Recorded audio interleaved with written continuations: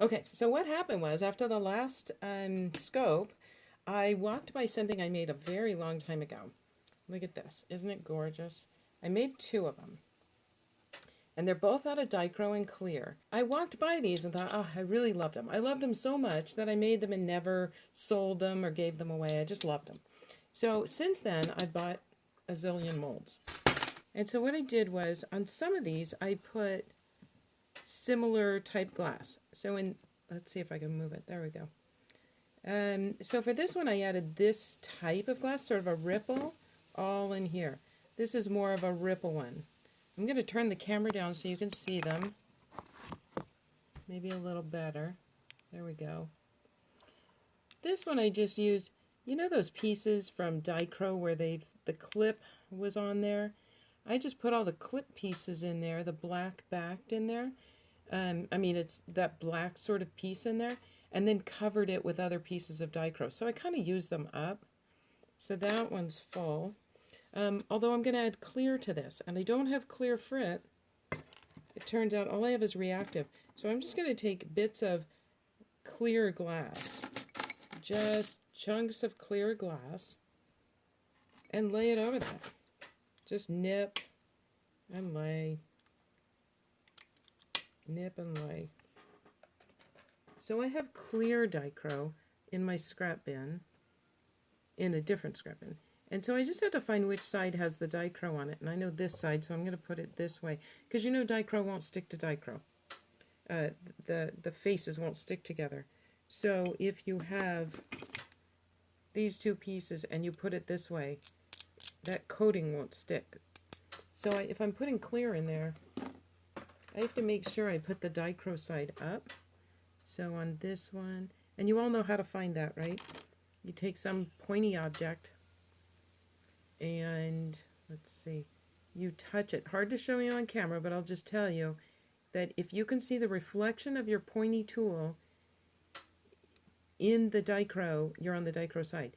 If you do it on the other side, you can see the reflection, but there's a distance between it, and that's at 3 millimeters of glass, that difference. So I know the Dichro's on this side, so I could take this one and just drop it in.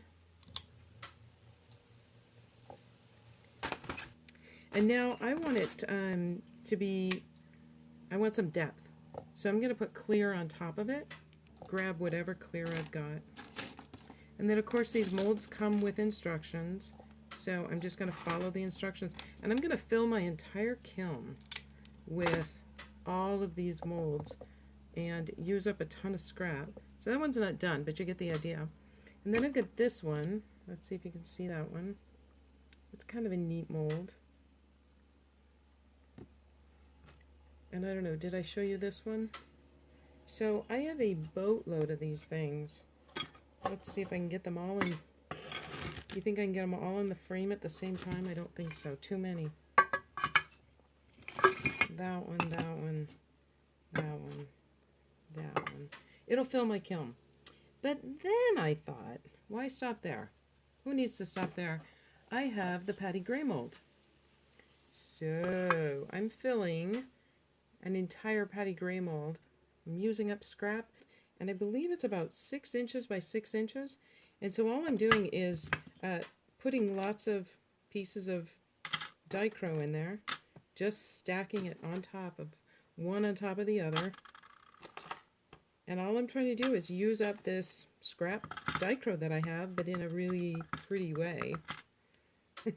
And then I'm going to take some of my clear Dichro, and again, it's clear back Dichro, but I can't let Dichro touch Dichro.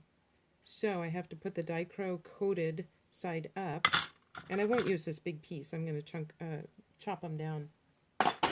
Maybe this one. I'll show you. Wait, I got to find my Dichro side. So there's a gap between the mirror image. So this is the Dichro side. And I'm just going to start putting some of these pieces in.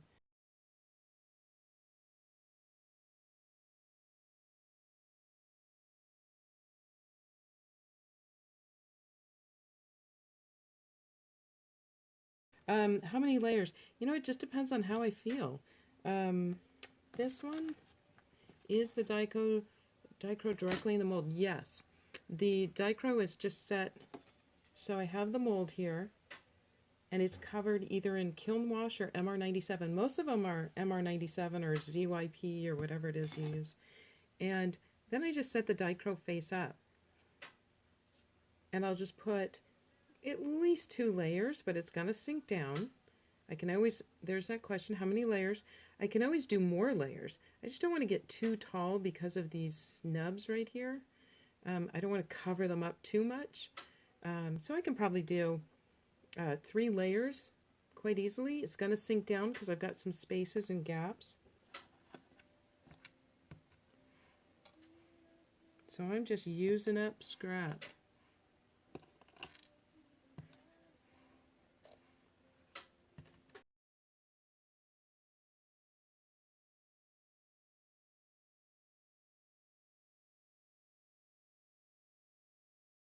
This one needs some clear.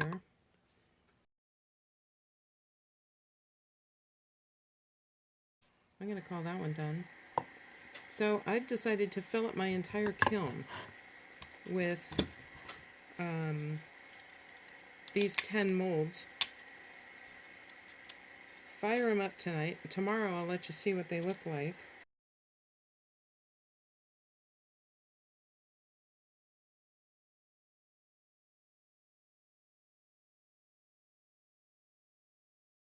This one's ready to go in the kiln.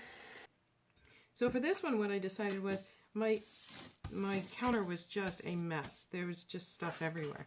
So what I decided to do is take out the biggest chunks of the black over here, and this was all over my workspace. And then this stuff was pieces of clear Dichro, you know, somewhat in this size. And then I nipped them down to little tiny pieces. And now I'm just going to mix them up. I am just going to mix it all up. And I know Dichro can't touch Dichro, but when it's this small, it doesn't matter. It works just fine. I'm going to scoop it right in the mold. I don't want too much of that fine stuff. There we go. And so that's the end of it. This is going to go in the kiln just like this. So I absolutely filled the kiln with all of these. I have so many in here. It'll be really exciting to see tomorrow. Kind of rearrange them a little bit.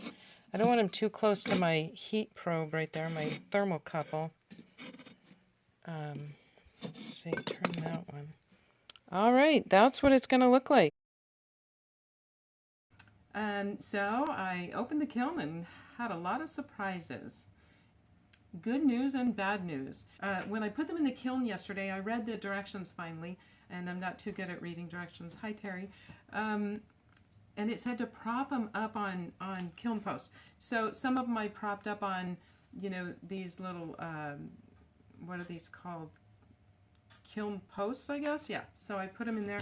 And some I have old, what are these called? Kiln shelves that I cut down. And so I've got these little posts right here.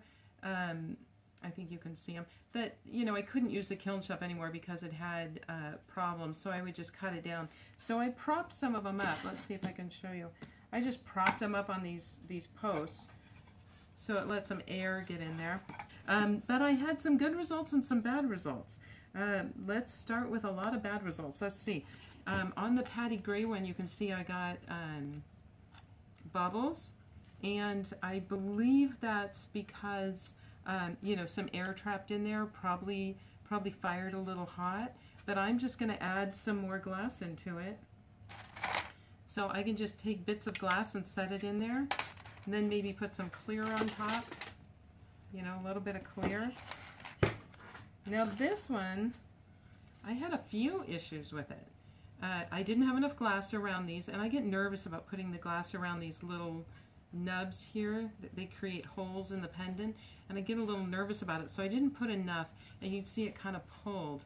And I believe with most of these molds, they give you, you know, put so much weight in, and if you know me well enough, you know I don't read the directions. It's probably my biggest, downfall. So I tried to pop it out just to see if it would come out. And what happened was it broke off in pieces. And so, again, that doesn't bother me. I'm just going to stick it back in with more glass and refire it. Because I really like how that turned out. I like the colors and the pattern. So I'm going to try and salvage that one. Really like it.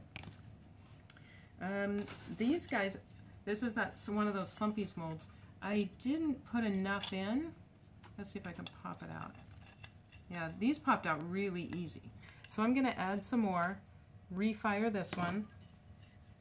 These guys, I really like how they turned out.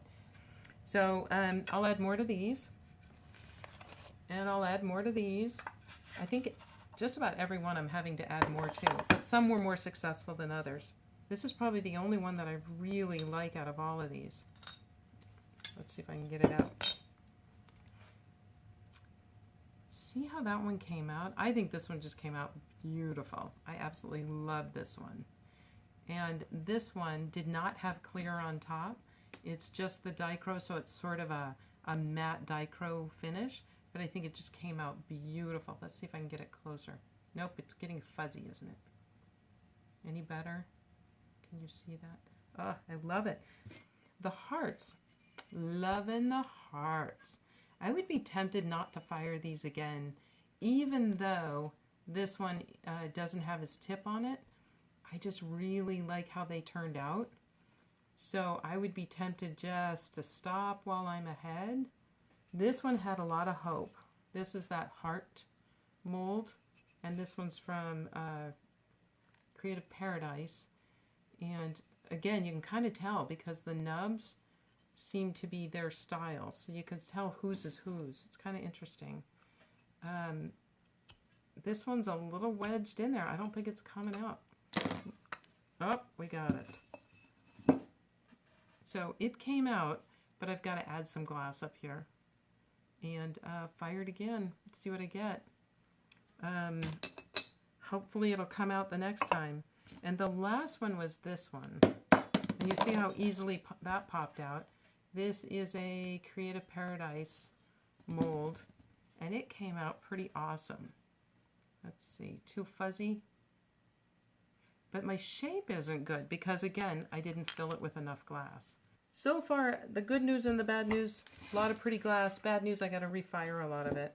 This is a follow-up from a project I started last week. So this is that Patty Gray mold. This came out pretty good.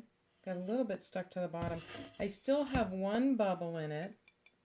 I'm not too worried about it. I'm still going to cut this up. I can cut it in all kinds of shapes and create pendants or anything from that. So I think that was a success. I added some extra glass in where there was bubbles before. So I'm pretty happy with this one.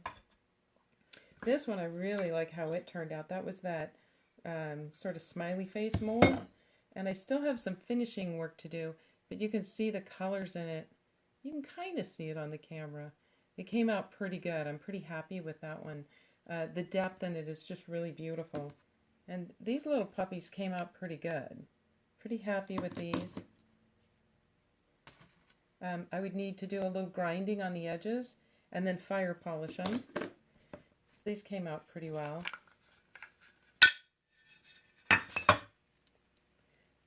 So those turned out pretty well. I like the depth of this one. That's pretty awesome.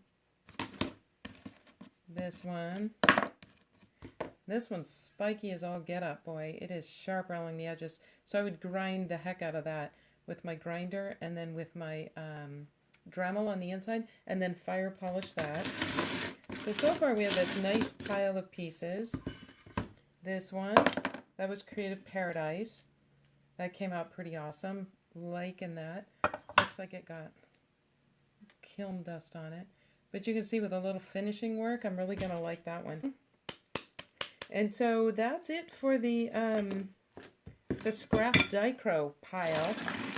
It's all really pretty. I have to finish it up, and most of my jewelry I donate to the foster kids at Christmas time.